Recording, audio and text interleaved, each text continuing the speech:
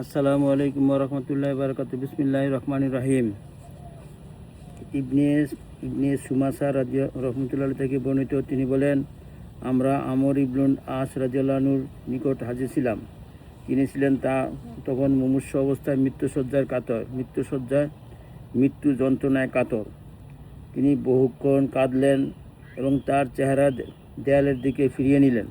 তার পুত্র তার উদ্দেশ্যে বলতে লাগলেন, আব্বাজান, রাসূলুল্লাহ সাল্লাল্লাহু আলাইহি ওয়াসাল্লাম কি আপনাকে এরূপ সুসংবাদ দেননি? রাসূলুল্লাহ সাল্লাল্লাহু আলাইহি ওয়াসাল্লাম কি আপনাকে এরূপ সুসংবাদ দেননি?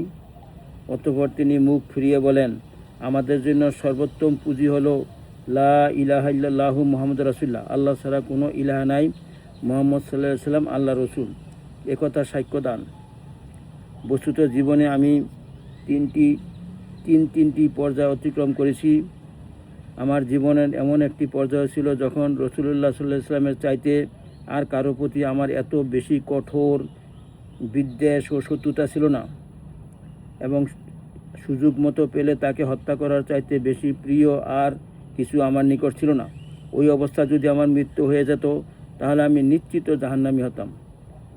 আল্লাহ সুবহানাহু ওয়া তাআলা যখন আমার অন্তরে ইসলামের আকর্ষণ জাগ্রত করে দিলেন, তখন আমি নবী সাল্লাল্লাহু আলাইহি ওয়াসাল্লামের নিকট এসে বললাম, আপনার ডান হাত বাড়িয়ে দিন, আমি অবশ্যই আপনার নিকট বায়াত গ্রহণ করতে চাই। নবী সাল্লাল্লাহু আলাইহি ওয়াসাল্লাম তার ডান হাত দরাজ করে দিলেন। আমি আমার হাত গুটিয়ে নিলাম। তিনি বললেন, কি ব্যাপার হে আমর?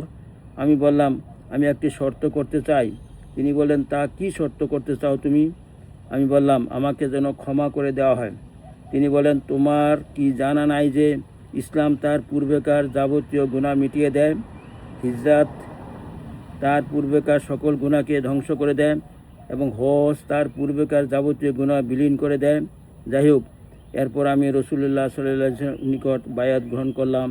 তখন রাসূলুল্লাহ সাল্লাল্লাহু আলাইহি ওয়াসাল্লামের চাইতে অধিক প্রিয় আমার নিকট আর কেউ রইল না। আমার চোখে তার চাইতে মর্যাদাবান আর কেউ থাকলো না। তার অপরিসীম মর্যাদা গাম্ভীর্যের দরুন আমি পূর্ণ দৃষ্টিতে তার প্রতি তাকাতে পর্যন্ত পারতাম না। ফলে আমাকে রাসূলুল্লাহ সাল্লাল্লাহু আলাইহি ওয়াসাল্লামের আকৃতি বৈশিষ্ট্য সম্পর্কে জিজ্ঞাসা করা হলে তার বর্ণনা দিতেও আমি অক্ষম, কারণ আমি পূর্ণ দৃষ্টিতে কখনো তার দিকে তাকাইনি। এই অবস্থা যদি আমার মৃত্যু হয়ে যেত, তবে আমার জান্নাতি হবার নিশ্চিত আশা ছিল।